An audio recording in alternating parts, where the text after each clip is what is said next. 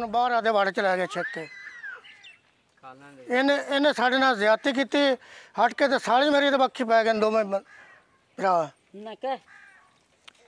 ਇਹਨਾਂ ਉਲਟਾ ਹਟ ਕੇ ਤੇ ਬੱਚੇ ਮੇਰੇ ਦੀ ਲੱਤ ਪਹਿਲੇ ਤੋੜ ਕੇ मैं 1.5 लाख रुपया लाई खलोता तो मैंने किसी गांज नहीं इन्हें गिणिया।